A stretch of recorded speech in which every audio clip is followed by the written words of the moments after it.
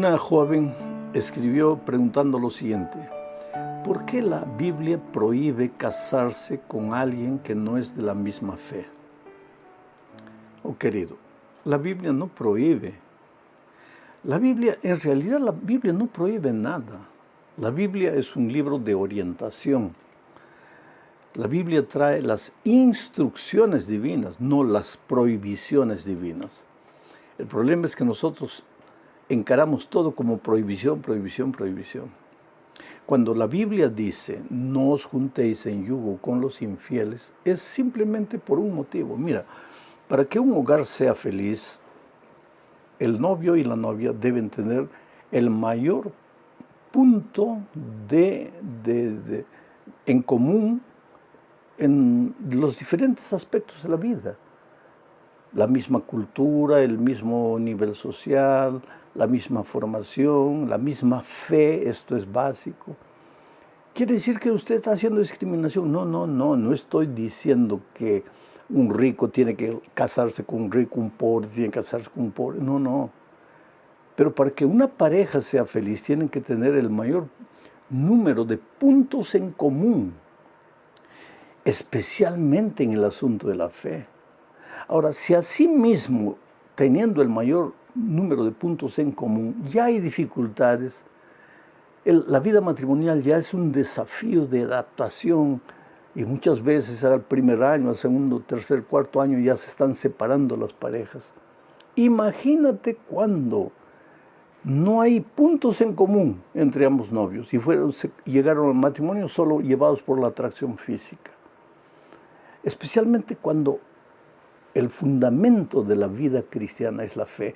Yo siempre digo, un matrimonio para tener éxito, para ser un matrimonio feliz, no tiene que tener solo dos personas, tiene que tener tres. El hombre, la mujer y Cristo, porque en la medida en que ambos amen a Cristo, se van a amar uno al otro. Pero si uno cree en Jesús y el otro no cree en Jesús, ¿cómo va a funcionar eso?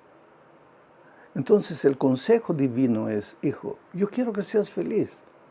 Trata de buscar una persona que tenga el mayor número de puntos en común contigo, especialmente que tenga la misma fe, que amen al mismo Dios, que sirvan al mismo Dios, que tengan la misma opinión con relación a las instrucciones divinas.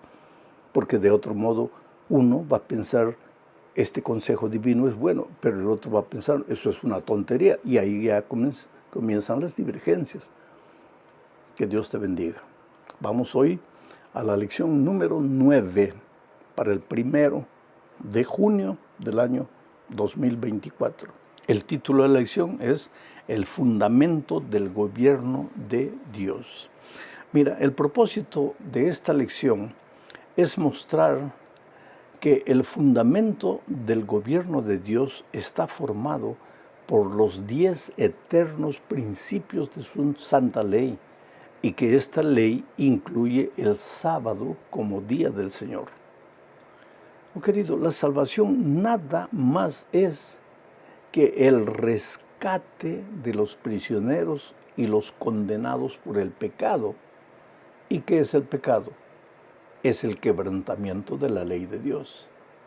Si no hubiera ley de Dios, no habría pecado. Y si no hay pecado, ¿qué sentido tendría la salvación? Bueno, vamos a la primera parte de este estudio. El santuario y la ley de Dios. Juan tuvo una visión escribiendo el Apocalipsis y mira lo que él observó en su visión. Apocalipsis 11, 19 dice: y el templo de Dios fue abierto en el cielo, y el arca de su pacto se veía en el templo, y hubo relámpagos, voces, truenos, un terremoto y grande granizo. ¿Te das cuenta? Juan en su visión vio el santuario, el templo de Dios allá en el cielo, y en el lugar santísimo estaba el arca, así como en esta tierra también, en el lugar santísimo del santuario estaba el arca. Juan vio el arca. Ahora mi pregunta es, ¿qué había dentro del arca? ¿Dónde se encontraba la ley de Dios en los tiempos de Israel? Dentro del arca. Mira lo que dice Deuteronomio capítulo 10, versículos 3 al 5. Leo. Entonces, dice Moisés, hice un arca de madera de acacia y labré 2 tablas de piedra como las primeras, siguiendo las instrucciones divinas, ¿no? Después subí al monte con las 2 tablas en mi mano, y él, Dios, escribió en las tablas lo mismo que estaba escrito en las primeras tablas que fueron quebradas. O sea, escribió los 10 mandamientos que el Señor les había hablado en el monte, de en medio del fuego, el día de la asamblea. Luego el Señor me las dio.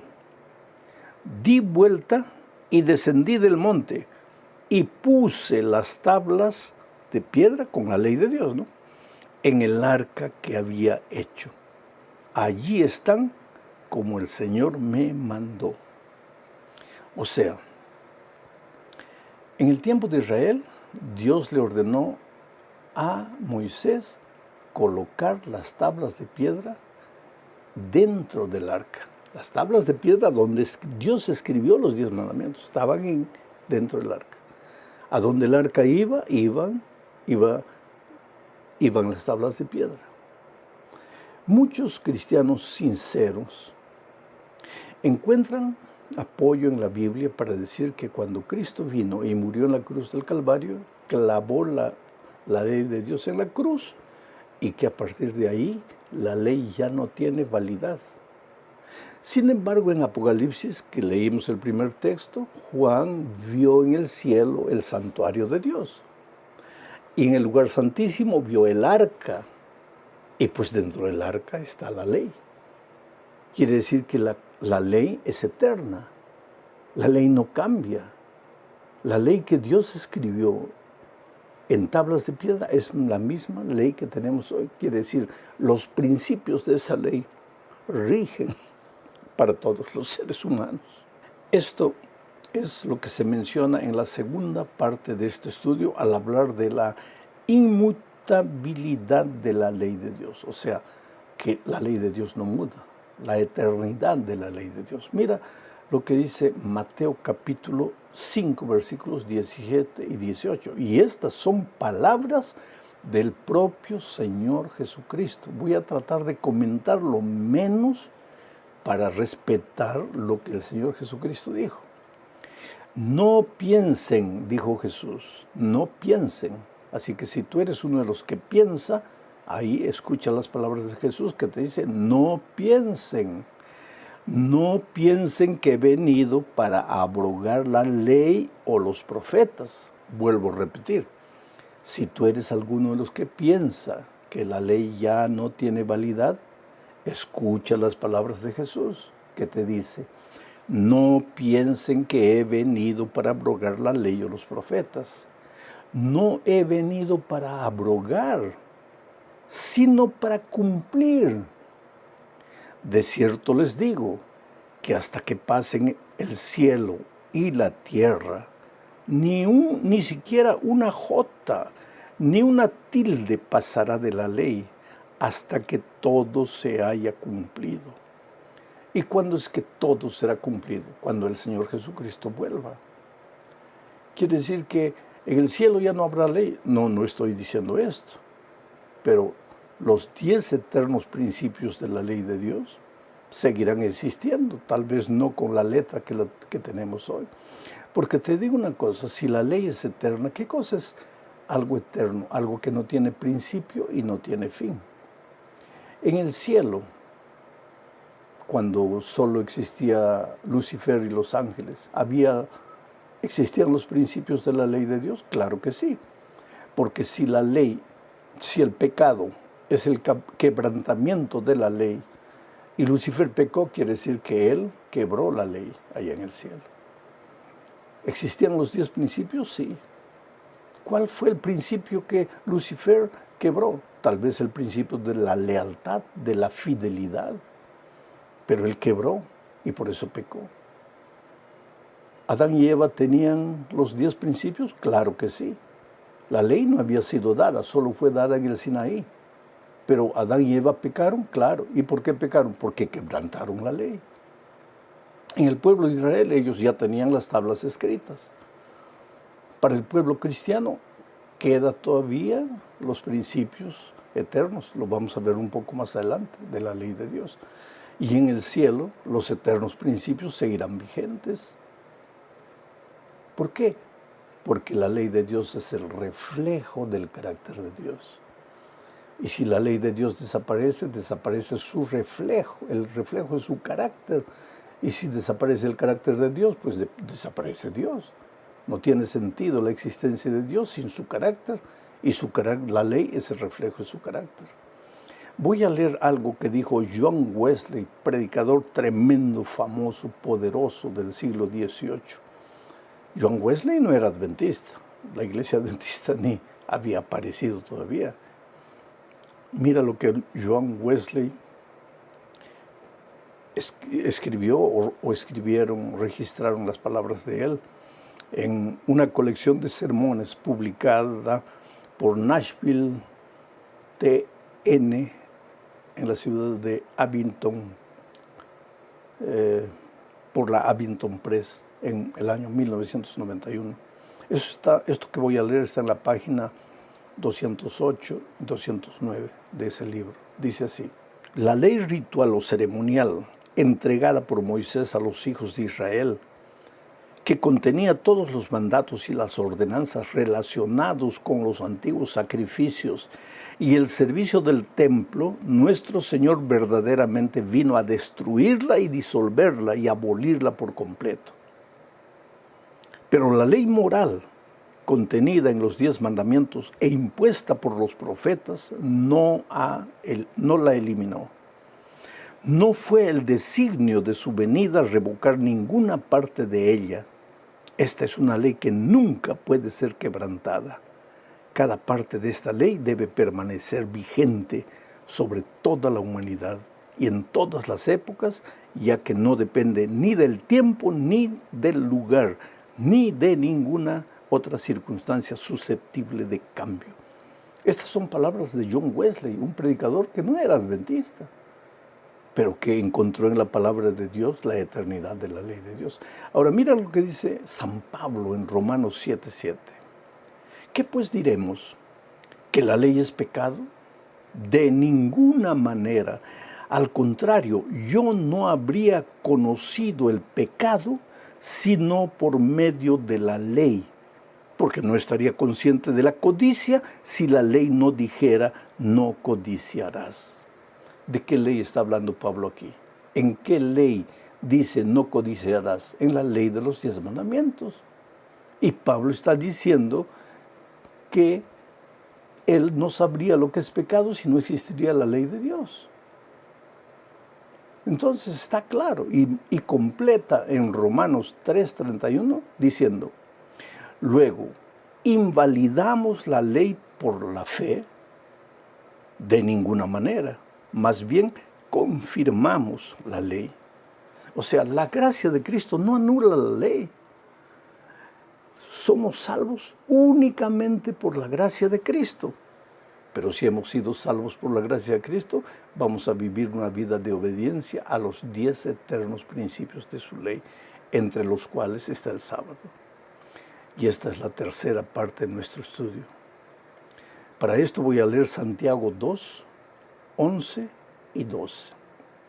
Y voy a leer este texto porque el otro día alguien me hizo una pregunta interesantísima. La pregunta fue la siguiente: pastor, muéstreme un versículo de la Biblia, del Nuevo Testamento, muéstreme un versículo del Nuevo Testamento donde diga que el sábado continúa siendo el día del Señor. Muéstreme un solo versículo. Yo te haría la pregunta de otra manera.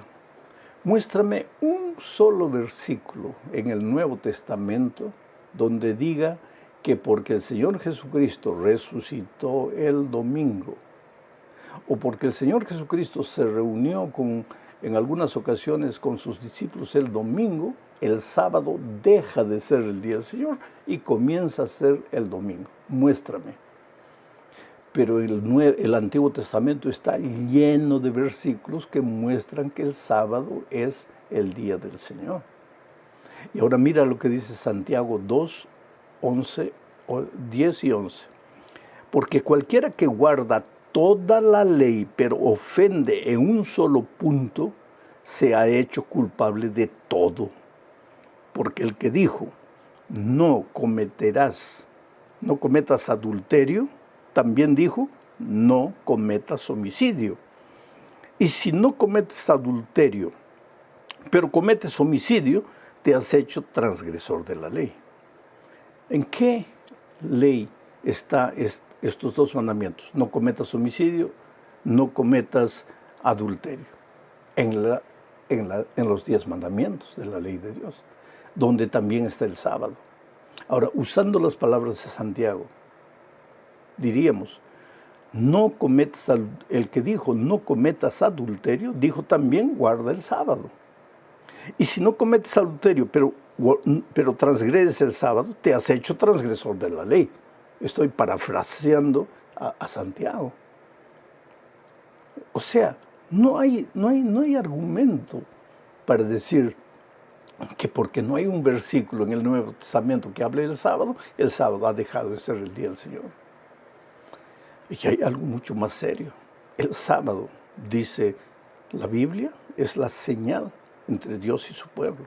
Leo lo que dice Ezequiel 20, 12 y 20. También les di mis sábados para que fueran una señal entre ellos y yo, para que supieran que yo soy el Señor, el que los santifico. Santifiquen mis sábados y serán una señal entre mí y ustedes, para que se sepa que yo soy el Señor su Dios. Claro, el sábado es la señal entre Dios y su pueblo.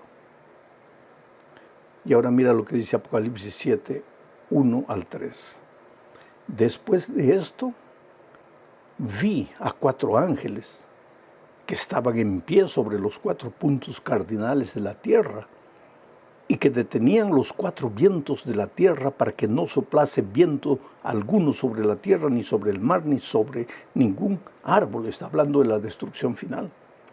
Y vi que otro ángel subiendo del oriente tenía el sello del Dios vivo, el sábado. Y llamó a gran voz a los 4 ángeles, a quienes les fue dado hacer daño a la tierra y al mar, diciendo, no hagan daño a la tierra, ni al mar, ni a los árboles, hasta que marquemos con un sello la frente de los siervos de nuestro Dios. ¿Y cuál es esa señal? El sábado. Pero querido, en la parte 4 de este estudio vemos que el diablo también tiene su marca, su señal, su sello. Mira lo que dice Apocalipsis 13, 16 y 17. Y ella está hablando de la bestia, que es uno de los símbolos del enemigo de Dios. Y ella hace que a todos, a pequeños y a grandes, a ricos y a pobres, a libres y a esclavos, se les ponga una marca en la mano derecha o en la frente, y que nadie pueda comprar ni vender, sino el que tenga la marca, es decir, el nombre de la bestia o el número de su nombre. Es interesante que mientras el sello de Dios es colocado en aquel que quiere, en aquel que desea, aquel que acepta, la marca de la bestia es colocado por la fuerza en todas las personas. ¿Y qué con relación a los que creen en Cristo? No, sobre ellos el diablo no tiene poder. Pero para tener el sello de Dios tienes que aceptar al Señor Jesús como tu Salvador. Y tienes que aceptar su palabra y sus enseñanzas. Pero el diablo no respeta libertad. Él sí fuerza a sus hijos y los marca, los identifica con su nombre. Entonces hoy día estamos en la gran batalla de los siglos. O aceptamos el sello de Dios, o aceptamos el sello del enemigo de Dios. O pertenecemos al pueblo de Dios, o pertenecemos al ejército del enemigo de Dios. Llegamos a la parte final estudiando el mensaje de los 3 ángeles. Leo Apocalipsis 14, 6 al 9. Vi a otro ángel que volaba en medio del cielo, que tenía el evangelio eterno para predicarlo a los que habitan en la tierra, a toda nación, raza y lengua y pueblo. Decía a gran voz: teman a Dios y denle gloria, porque ha llegado la hora de su juicio. Adoren al que hizo los cielos y la tierra, y el mar y las fuentes de las aguas. Y siguió otro ángel, un segundo, diciendo: ha caído Babilonia la grande. Todas las naciones habían bebido del vino de la furia de su inmoralidad. Y siguió otro ángel, un tercero, diciendo a gran voz: si alguno adora a la bestia y a su imagen, y recibe la marca en la frente o en la mano, él también beberá del vino del furor de Dios, que ha sido vertido puro en la copa de su ira. Esta es la advertencia final de Dios al mundo. Busca a Dios, adora a Dios, al Creador de los cielos y la tierra, porque la hora de su juicio ha llegado. En segundo lugar, sal de Babilonia, porque Babilonia está ebria con el vino de su fornicación. El vino es el jugo puro de uva fermentado. Espiritualmente, el vino son las doctrinas puras de la Biblia contaminadas, mezcladas con tradiciones humanas. ¿Cuál es el consejo divino? Sal, para que no seas marcado con el sello del enemigo. ¿Y para qué? Para que en el día en que Cristo vuelva, seas identificado con el pueblo de Dios. Que Dios te bendiga ricamente esta nueva semana de trabajo. Un abrazo, felicidades.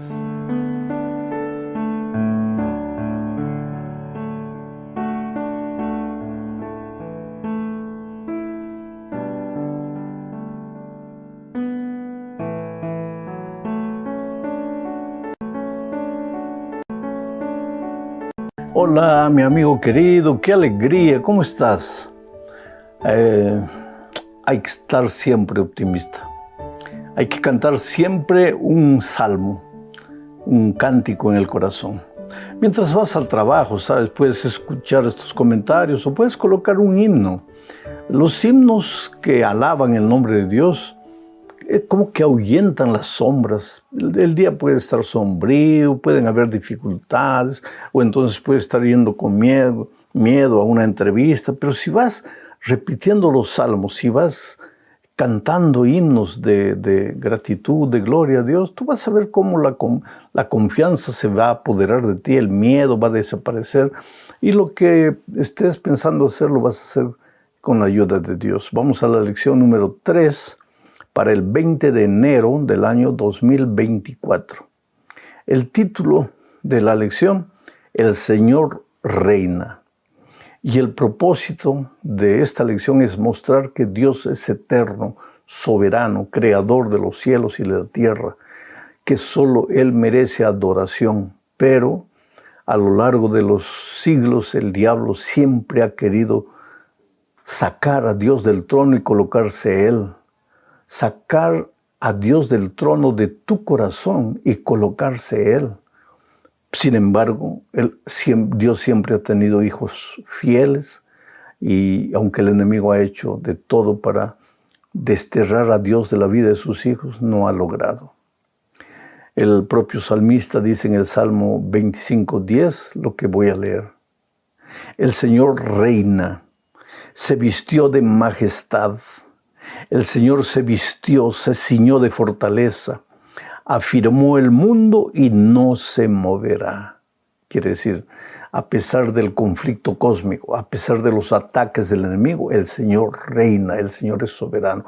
El ser humano hoy día, siendo usado por el diablo a veces como instrumento del enemigo, puede hacer de todo para fomentar la idea de que Dios pasó de moda, de que Dios está dentro de cada uno y que cada uno puede determinar lo que es bueno, lo que es malo, pero Dios reina, el Señor reina, su fundamento es eterno para siempre.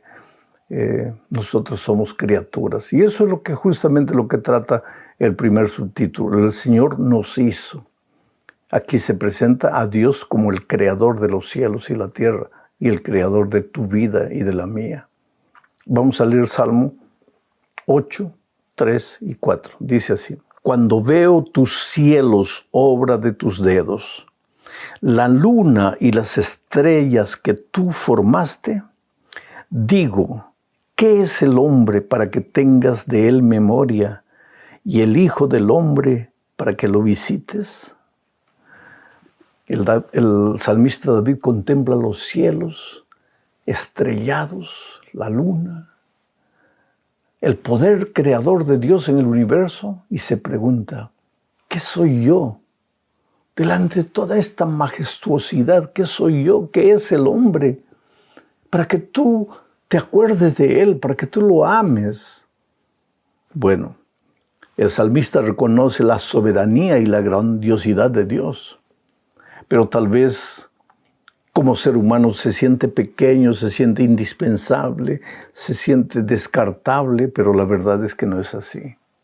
La verdad, querido, que aunque Dios es el creador de un universo tan grande, tan majestuoso, que el ser humano con toda su ciencia no puede descubrir, no puede encontrar a Dios, tú eres precioso para Dios. No es porque eres un ser humano que te vas a sentir polvo, inservible, descartable, ¿no? Recuérdate que en la creación, por la palabra de Dios fueron creados los cielos y la tierra. Dios dijo, sea la luz, fue la luz.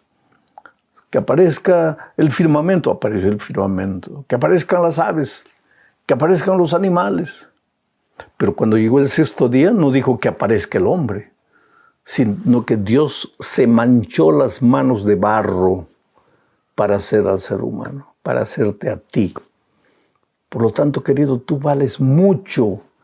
Aunque la sociedad te golpee, aunque los seres humanos te hagan sentir que no tienes valor, aunque no tengas un título universitario, aunque no tengas mucho dinero, o aunque en los patrones de belleza de la sociedad seas feo, o demasiado flaco, o que tu color no te guste porque eres amarillo, rojo, Dios te ama, tú eres precioso, tú eres el centro de la creación. Dentro de toda esa majestuosidad de que Dios creó, tú eres el centro de la creación. Mira lo que dice el Salmo 100, versículos 1 al 3. Leo. Cantad alegres a Dios, habitantes de toda la tierra. Servid a Jehová con alegría. Venid ante su presencia con regocijo. Reconoced que Jehová es Dios. Él nos hizo y no nosotros a nosotros mismos. Pueblo suyo somos y ovejas de su prado.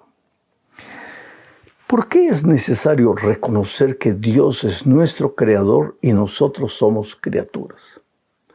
Porque si Dios no existiese y nosotros seríamos los que nos creamos a nosotros mismos, o nosotros seríamos frutos de la evolución, entonces, queridos, si somos frutos de la evolución, pues nuestra vida es una casualidad. Somos fruto del acaso. Entonces nuestra vida no tiene sentido. ¿De dónde venimos? De la nada. ¿A dónde vamos? Hacia la nada. ¿Qué sentido tiene vivir en esta tierra? Y cuando vienen las tormentas, tú, pequeñito ser humano, ¿cómo te vas a defender? ¿Vas a cerrar las ventanas para que el huracán no afecte tu casa? ¿Vas a colocar sacos de arena afuera para que el agua no entre? Cuando el huracán viene y cuando el mar se sale, arrasa con todo. Tú no eres nada, querido. Pero si tú reconoces que tienes un Dios creador todopoderoso, que tú eres criatura, cuando el huracán venga, pues tú vas a Dios y depositas tu confianza en Dios. Y no estoy hablando solamente del huracán físico, estoy hablando de los huracanes emocionales, de los huracanes psicológicos, de los huracanes espirituales. Tú estás seguro en los brazos de Dios si reconoces que tienes un Dios creador, que Dios se manchó las manos para crearte a ti con el barro. Vamos a la segunda parte, bajo el título El Señor reina. es que Dios no es solamente el creador, Él también es el Rey soberano del universo. Porque ligado al concepto del Señor como creador está el concepto del Señor como soberano, como el gobernante de esta tierra. Leo para eso Salmos 97, 1, 5 y 9. Dice así: Jehová reina, regocíjese la tierra, alégrense las muchas costas, los montes se derritieron como cera delante de Jehová, delante del Señor de toda la tierra, porque tú, Jehová, eres excelso sobre toda la tierra, eres muy exaltado sobre todos los dioses. Hay tres conceptos aquí. El primer concepto es que Dios reina, Dios es soberano. Y si Dios reina y es soberano, entonces Él necesita ser exaltado. Ese es el segundo pensamiento. Necesita ser reconocido como soberano. Por eso es, querido, cuando vamos a la iglesia tenemos que ir recordando que estamos yendo a adorar a un Dios soberano, no a adorarnos a nosotros mismos, no a satisfacer nuestros gustos, nuestras preferencias, sino a reconocer a Dios como soberano en nuestra vida. Y cuando digo soberano en nuestra vida, es Él el que determina nuestras acciones.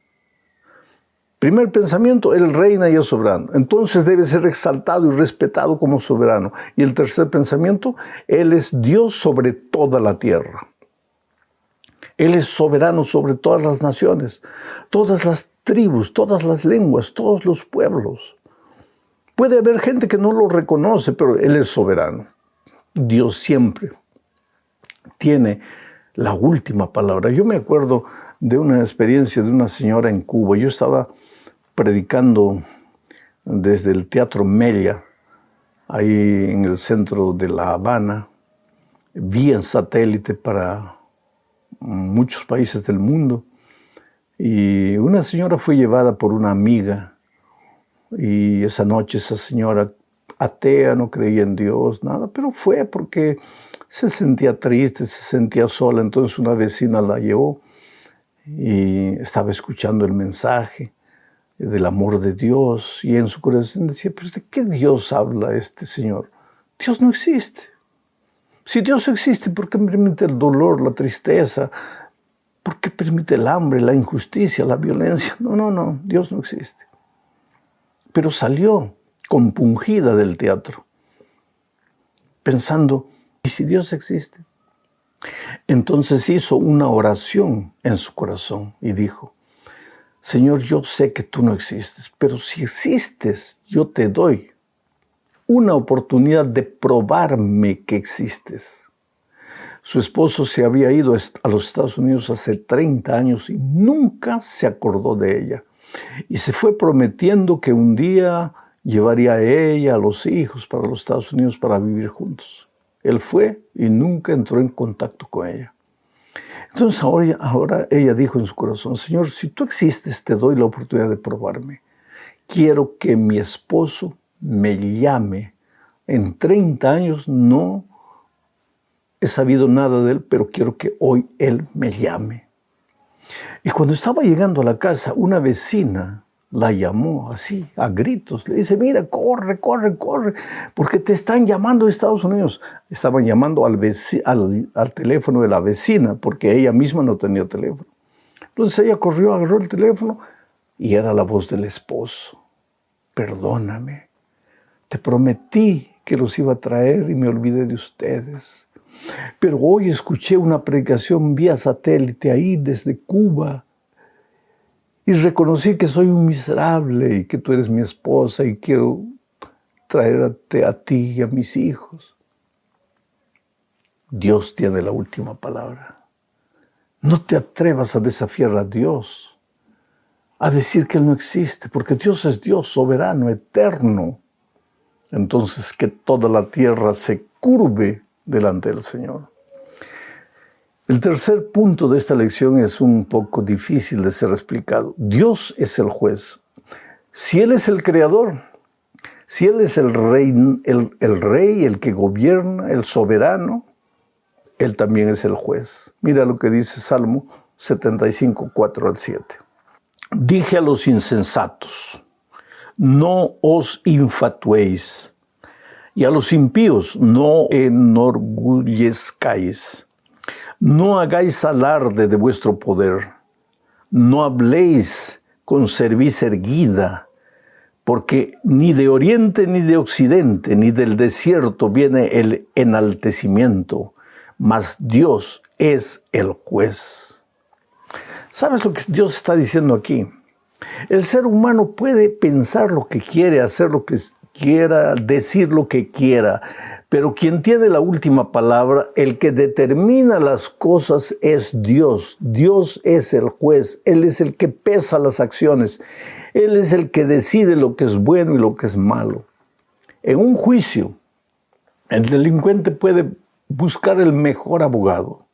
Y el abogado puede decir, oye, ¿por qué mi defendido es inocente y es inocente por esto? Y porque la policía cometió un error, porque no le probó esto. Puede decir lo que quiera, pero quien finalmente determina es el juez. No es el abogado defensor, ni es el fiscal acusador, es el juez. Hoy día vivimos en tiempos cuando el ser humano quiere colocarse en el lugar de juez y decir, esto es bueno. Que Dios diga que es malo, no me importa, esto es bueno.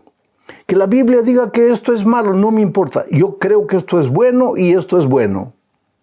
Entonces esto es malo. Que digan lo que digan, nadie tiene que meterse en mi vida, esto es malo. Pero finalmente, querido, quien va a determinar lo malo o lo bueno es Dios. Hoy día vivimos en tiempos en que podemos hacer lo que querramos, decir lo que querramos, pero va a llegar un momento en que vamos a tener que dar cuentas a Dios de la libertad que Él nos concedió. El problema es que la libertad que Dios nos dio, el hombre piensa que porque Él tiene libertad, Él es el juez. Y que no le va a pasar nada. No, la libertad es un don del cual vas a tener que dar cuentas un día. Hoy día, mientras no llegue el día, tú puedes hacer lo que quieras. Puedes hasta agredir a Dios en la cara, como un grupo de adolescentes. Un día ya les conté que un muchacho estaba rasgando las páginas de la Biblia. Y cuando le dije, ¿y por qué lo haces? Dice, si soy libre, puedo hacer lo que quiero. Pero esa es la palabra de Dios. ¿Qué palabra de Dios? Me dijo él. Adolescente, rebelde. ¿Qué palabra de Dios? Dios no existe. Le doy 30 segundos para que me quite la vida. Pasaron los 30 segundos, nada. Ahí está. Hoy día tienes derecho de eso, porque tienes libertad. Pero un día vas a tener que rendir cuentas de tu libertad. Hoy día, querido, puedes pensar de la manera que quieras, pero quien dice lo que es correcto y lo que es incorrecto no es el hombre, no es la sociedad, no son las encuestas, no es el gobierno. Quien dice lo que es correcto o incorrecto no son los movimientos reivindicatorios. Quien dice lo que es correcto o no es Dios, porque Él es el juez. Y si tú lo reconoces como Dios creador, lo aceptas como Dios rey, gobernador del mundo, del universo, tienes que aceptarlo también como el rey juez, el Señor juez que determina lo que es bueno y lo que es malo. En la penúltima parte de este estudio se menciona el acuerdo del pacto de Dios, porque aunque Dios es el juez y lo que Él dice está dicho, Dios no es un juez dictador que hace las cosas por capricho personal, que hace las cosas que le favorecen a Él en detrimento del sufrimiento y del dolor de los seres humanos. No, porque Él tiene un pacto con la raza humana y el centro de ese pacto es su misericordia, su amor, su gracia. El pacto no es para obligarnos a hacer lo que no queremos. El pacto es para protegernos del dolor de nuestras decisiones insensatas, imprudentes. Porque el centro de su pacto es el amor. Dios quiere lo mejor para ti, querido. Pero a veces nos ve como chiquillos locos que corremos de aquí para allá sin importarnos si estamos a la orilla del abismo, si viene un toro salvaje. Corremos inconscientes de nuestra situación y Dios es el Padre de amor que quiere evitarnos el dolor, el sufrimiento, y es por causa de eso que estableció su pacto con nosotros, y el centro de su pacto es el amor. Leo lo que dice Salmo 94, versículos 12 hasta el 15. Dice así: Bienaventurado el hombre a quien tú, Jehová, corriges, y en tu ley lo instruyes, para hacerle descansar en los días de aflicción. En tanto que para el impío se cava el hoyo, porque no abandonará Jehová a su pueblo, ni desamparará su heredad, sino que el juicio será vuelto a la justicia, y en pos de ella irán todos los rectos de corazón. Es claro, queridos, la ley fue establecida no para ser una carga pesada para el ser humano. Es una norma que protege al ser humano, es una cerca que protege al ser humano. En la medida que tú vivas dentro de la cerca de los principios eternos de la ley de Dios, los lobos rapaces no te devorarán, no morirás, no te caerás al abismo, pero tienes que caminar dentro del círculo de los principios del amor eterno de Dios. No veas los consejos divinos como cargas, como arbitrariedades divinas, sino como la expresión de un Dios que quiere lo mejor de lo mejor para ti. Y es por eso que sus testimonios, esta es la quinta parte, son firmes y son eternos. ¿Por qué? Porque provienen de un Dios firme y de un Dios eterno que no tiene mudanza. Mira lo que dice Salmo 93, 5. Tus testimonios son muy firmes. La santidad conviene a tu casa, oh Jehová, por los siglos y para siempre. Por los siglos y para siempre. Dios te ha creado para que vivas una vida plena, una vida de alegría en la familia, en tu vida financiera, en tu vida física, en la vida espiritual. Para eso te ha establecido principios, recomendaciones, normas. Llámale ley si tú quieres, pero es una ley protectora. El centro de la ley es el amor, porque los primeros 4 mandamientos hablan del amor que tú debes tener hacia Dios. Los 6 últimos mandamientos, tu amor expresado hacia tu prójimo.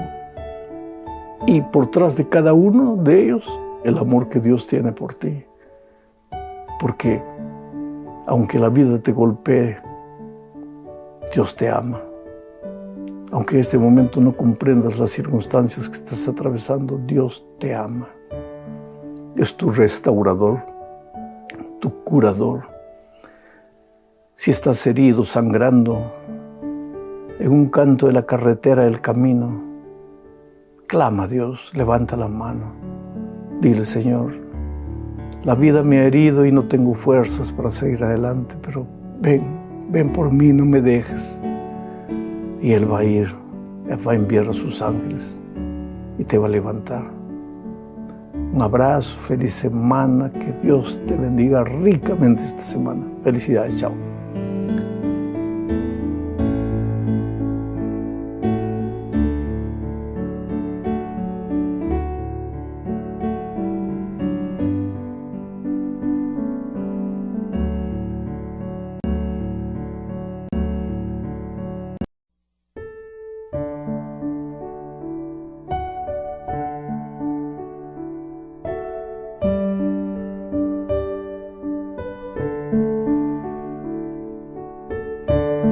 Hola, mi amigo querido. Mira, la semana pasada vimos que existe un conflicto universal, espiritual entre Cristo y Satanás. Las armas no son cañones ni bombas, son ideas, y el campo de batalla es el corazón del ser humano.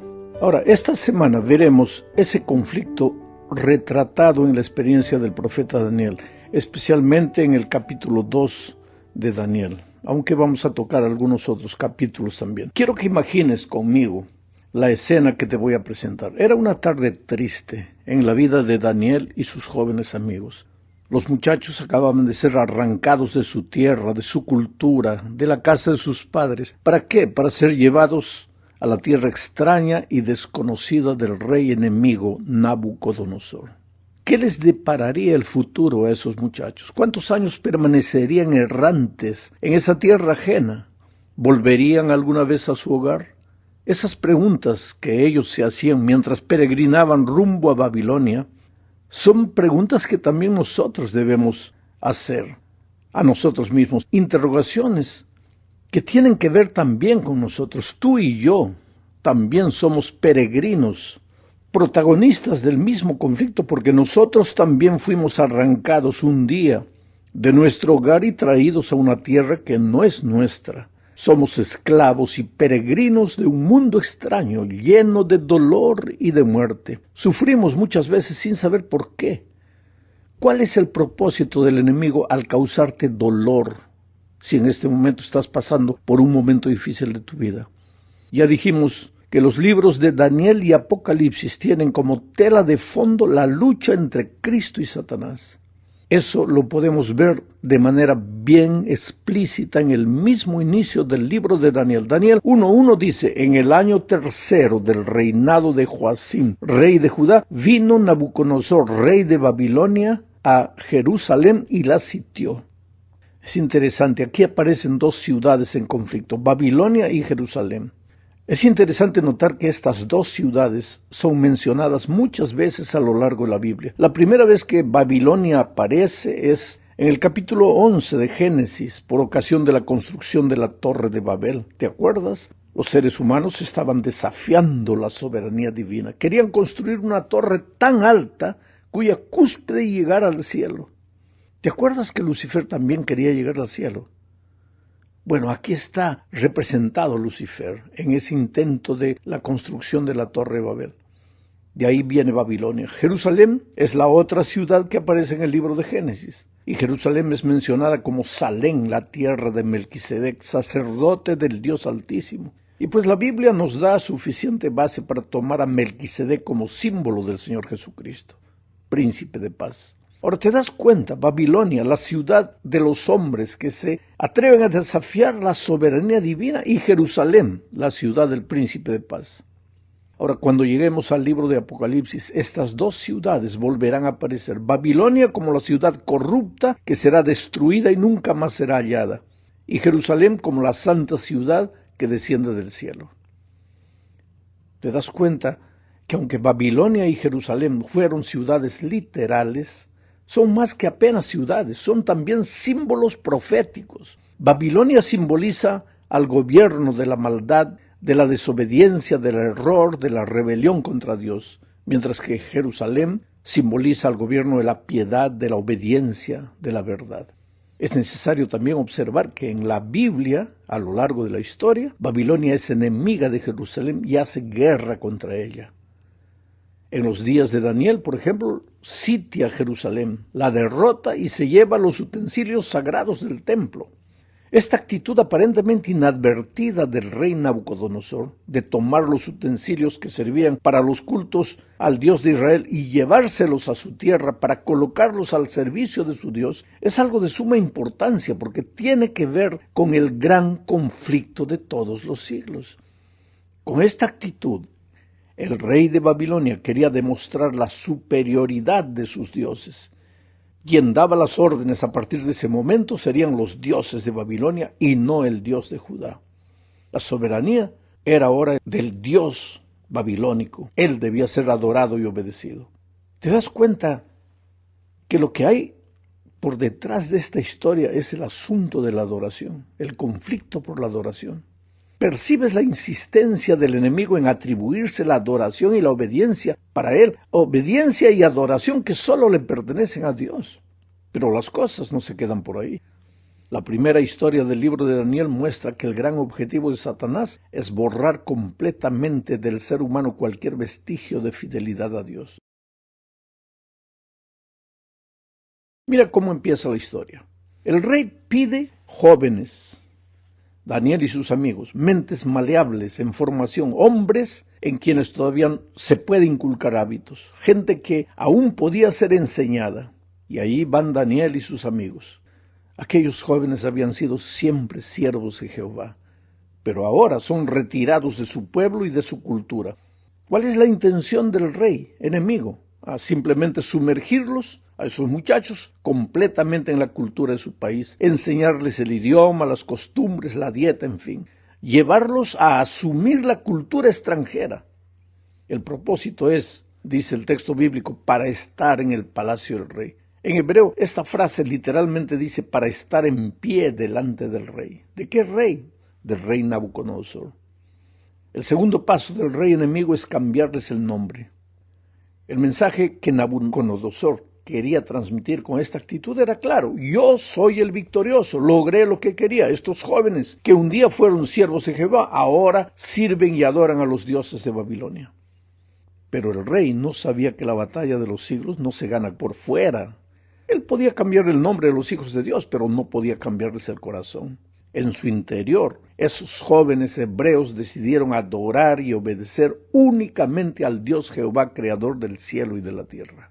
El Dios de Israel fue el gran victorioso en el corazón de Daniel y sus amigos.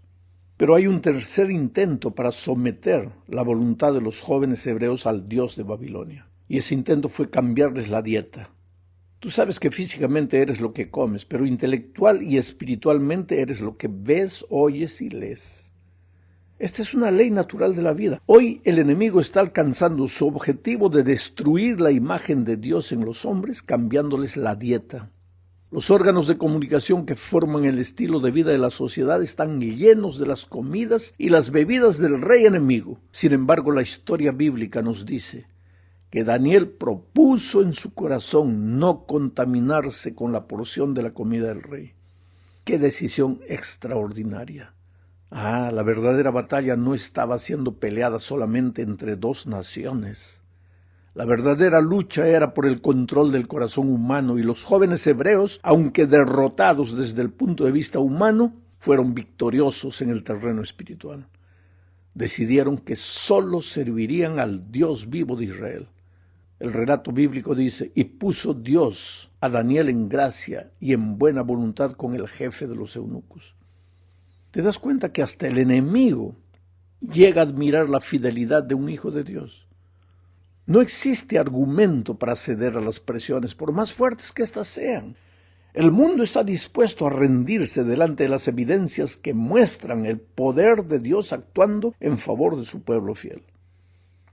El resultado de todo esto fue que después, cuando el rey consultó con los jóvenes hebreos, dice el texto, en todo asunto de sabiduría e inteligencia que el rey les consultó, los halló 10 veces mejores que todos los magos y astrólogos que había en todo su reino. Nota la manera sutil ahora con la cual el rey de Babilonia intentó borrar de los jóvenes hebreos cualquier vestigio de fidelidad, adoración y obediencia al rey de Israel. Pero recuerda que aunque Babilonia era literalmente enemiga de Israel, es también símbolo de un poder maligno que intenta hacer lo mismo con el ser humano de todos los tiempos. El arma que el rey enemigo usó al principio con Daniel y sus compañeros fue la seducción.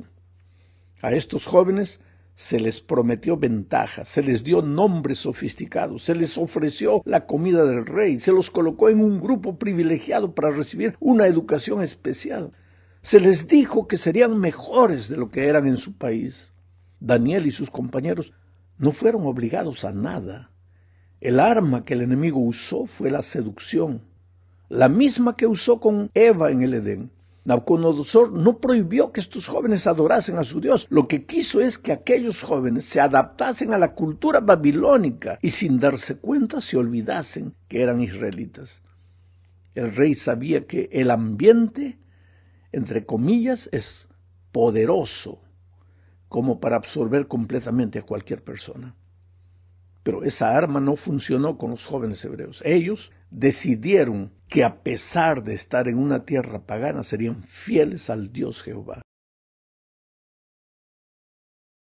Y Jesús dijo lo que está en Lucas 16:10. El que es fiel en lo muy poco, también en lo más es fiel.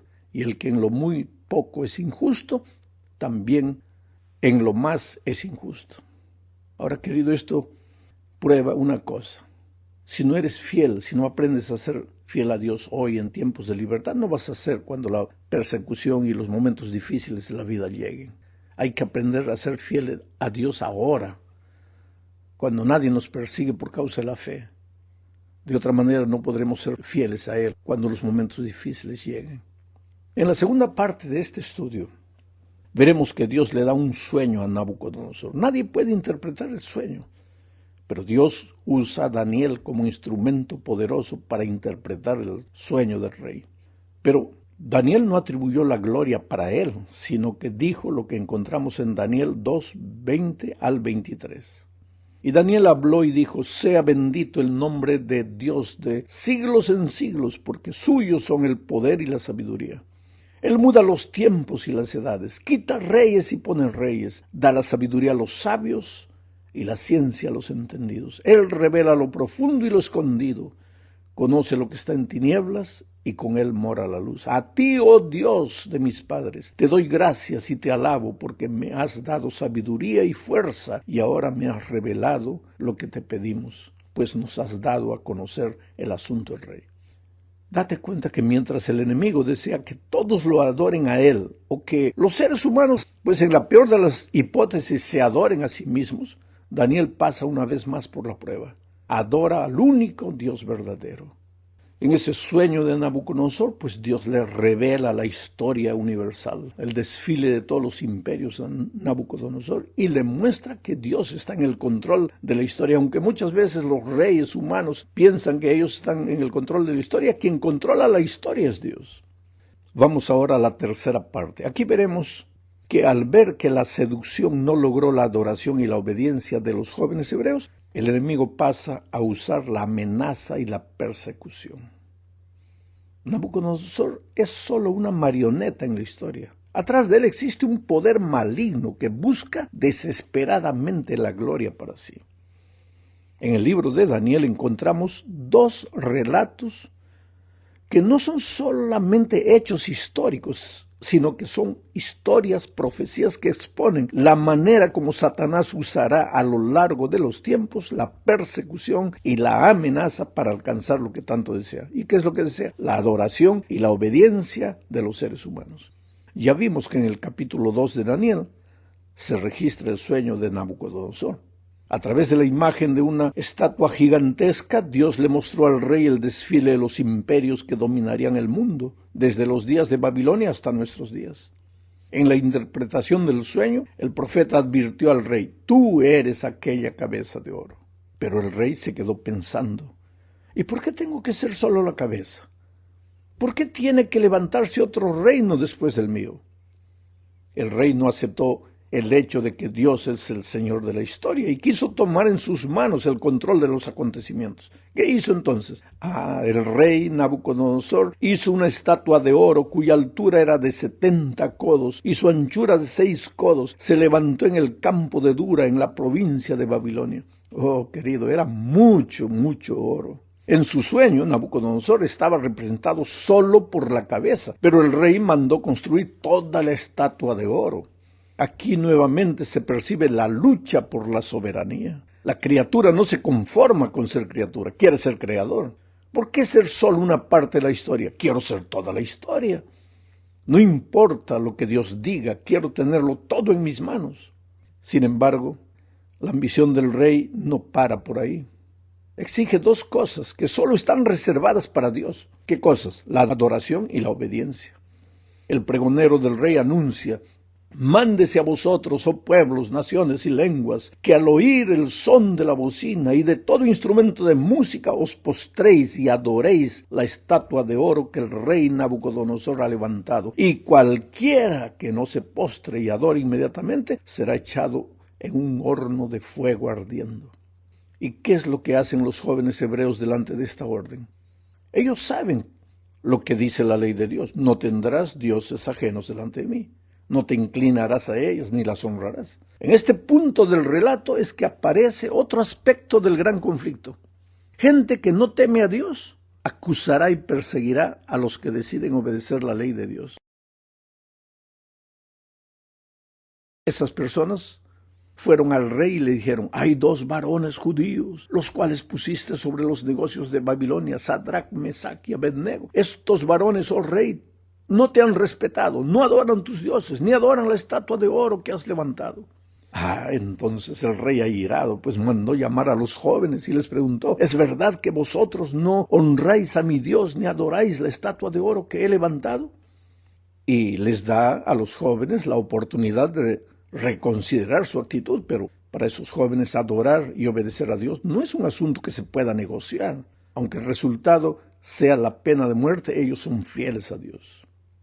Y un día, mi amigo querido, de acuerdo con la profecía de Apocalipsis 13, las personas tendremos que escoger entre adorar a Dios o adorar a un poder humano que se cree divino.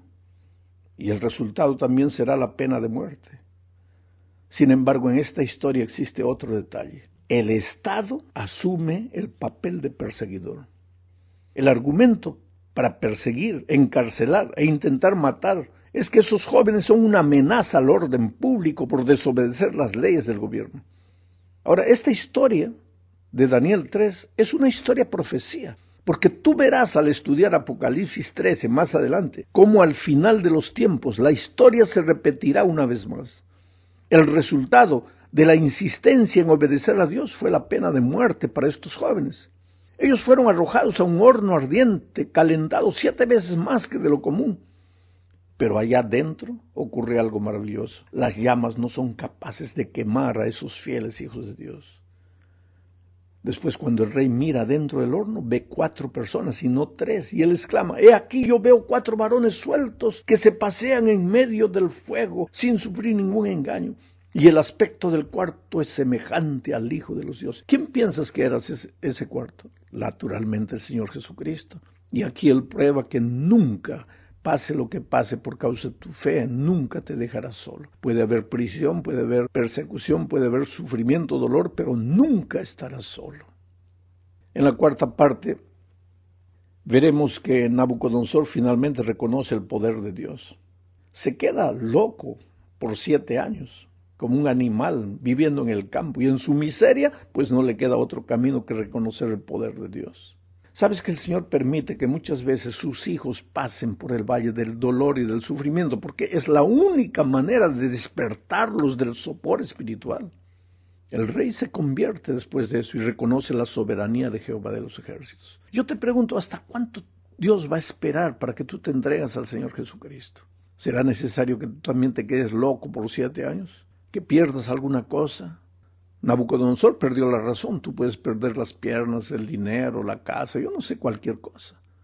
Pero Dios te llama con cuerdas de amor. Si te resistes, pues Dios permite que la propia vida te golpee, porque para ver si de esa manera te despiertas, de esa manera sabes que estás endureciéndote contra Dios. Llegamos al fin de esta lección hablando de la fidelidad de Daniel. En esta ocasión, otra vez, cuando salió un decreto que le impedía orar. Todos están prohibidos de orar. Pues el profeta siguió orando y permaneció fiel a Dios, a pesar de las circunstancias